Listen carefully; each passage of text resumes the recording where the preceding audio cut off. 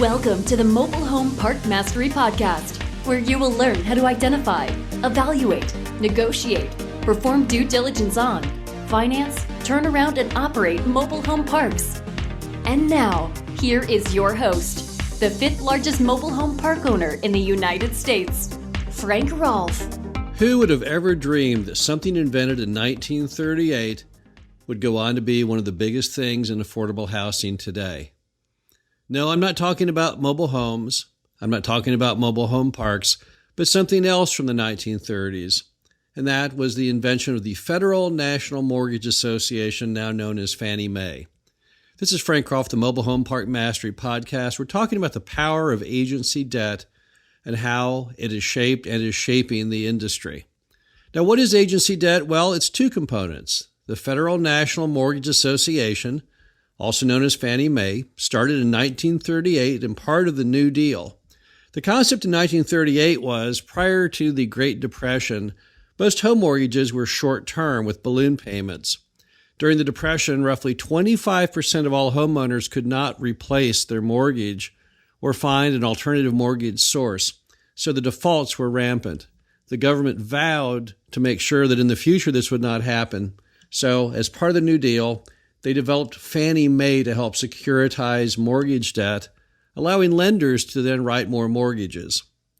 The companion to Fannie Mae is known as the Federal Home Loan Mortgage Corporation, and that's known as Freddie Mac, and that started in 1970. That was a second round of the government trying to spur on the ability for people in the housing industry to get mortgages. Now, what's interesting is today, that, which started out as a single-family home mortgage concept, now underwrites roughly over 50% in dollar value of all mobile home park loans in the U.S. Now, what are the basics of these loans? Well, the minimum loan size is typically $1 million. However, because there's been a lot of properties that have got into forbearance under $3 million, thanks to COVID-19 and other forces, today, they're looking primarily at deals that are $3 million and up. And for first-time buyers, sometimes as large as $5 million and up. So Fannie Mae and Freddie Mac is not for the faint of heart. This is not a loan product you can use on smaller mobile home parks.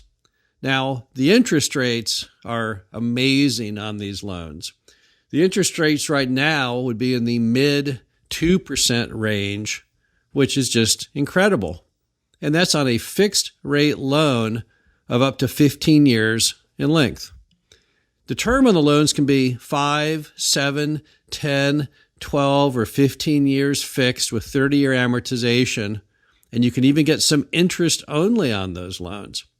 The loans do have defeasance, which is a penalty. So if you don't make your payments and then you want to sell it or you just want to sell it, you're going to have to pay a thing called defeasance, which is a penalty which is required to have an early prepayment of the loan. They are assignable if you can find a qualified borrower, but it does cost you a 1% fee. The requirements on net worth and liquidity are very high.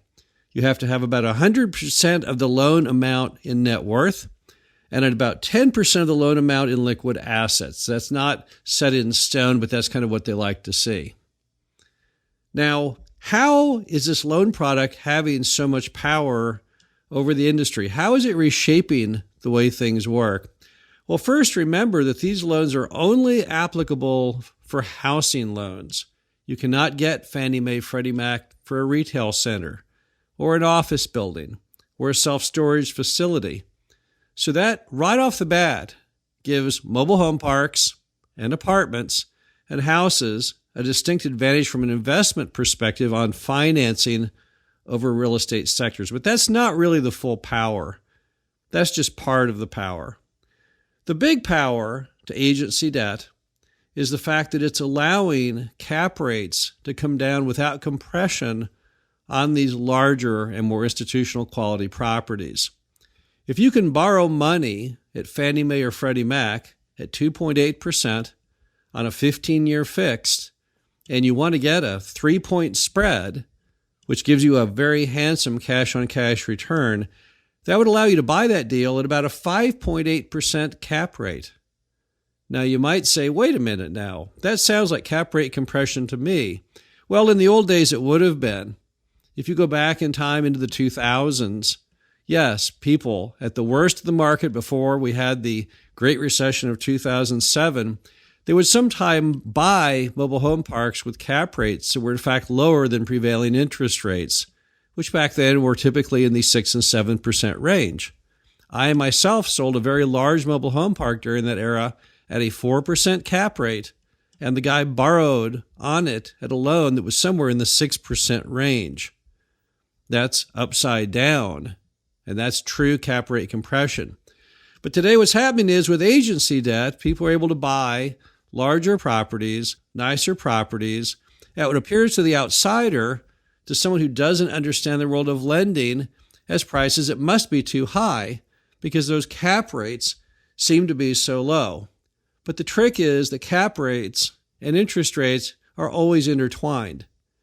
You're not going to be able to have low cap rates successfully without low interest rates. And remember that all the way back into 1776, when our country was founded, interest rates were typically around 6 to 7%. That was kind of the gold standard and went on for a couple hundred years. But then when we hit quantitative easing with the Great Recession in 2007, the interest rate environment changed, and possibly permanently. You see, the issue is that we have so much federal debt today. We're currently at 20-something trillion of debt. We're the biggest debtor in the world. So as a result, we really cannot afford to have high interest rates and be able to make our note payments as a country. That's why we assume that interest rates will remain about where they are. They can go up a little, perhaps, as they did before COVID-19, but then they always seem to come back down. The government tries to keep them on a pretty rigid range of rates that make our debt affordable as a country. Now, what's the future then of agency debt and its impact on the mobile home park industry? Well, I think you'll see some things unfold going forward that'll be pretty darned exciting. The big one, I think, is going to be the dollar value of these loans will come back down again. Again, lenders don't like to lose money. Their motto is, before you can have return on capital, you must have return of capital. And remember that banks don't share in any of your upside. All they get on the successful mobile home park loan is the same interest rate as on the more risky and sometimes less successful loan. So since all they have is preservation of capital to look forward to, they want to be in deals that succeed. And right now, they feel the larger deals are safer, but they've been as low as $1 million before, and they'll probably go back down. I remember a period before the Great Recession where conduit, also known as CMBS loans, were down all the way to $350,000. Some old-timers in the industry will remember this fact. People would not believe it today. Today, you can't get a conduit CMBS loan, which is a competitor to Fannie Mae and Freddie Mac, for much under $1 million in face value. However, there was a time when you could. I project that as long as mobile home park loans keep doing as well as they're doing, one day it will return to a time in which you can get a $1 million Fannie Mae, Freddie Mac loan on a mobile home park, and possibly even lower. They're going to make as many loans as they can, as long as they can always get their money back and get their interest. It's really an amazing thing that's happened in our industry thanks to Fannie Mae and Freddie Mac. There's been always discussion of how the government can help the cause of affordable housing, and the focus has always been on the homes side. The manufacturers of the homes are always rattling, wanting more and more lending for the homes. But really, as a park owner, I'm not as concerned about the homes. What I'm concerned about is getting good, solid Fannie Mae, Freddie Mac access to making loans on mobile home communities. And they've been doing that amazingly well. If you look at the programs, they were making mobile home park loans 25 years ago at Fannie Mae, Freddie Mac. But the problem was they were only 5-star quality parks, and very few loans were ever done. And most of the mobile home parks in America would never qualify. However, 5 years ago, they took a more serious look at the industry and how they could help, and they've done a tremendous job.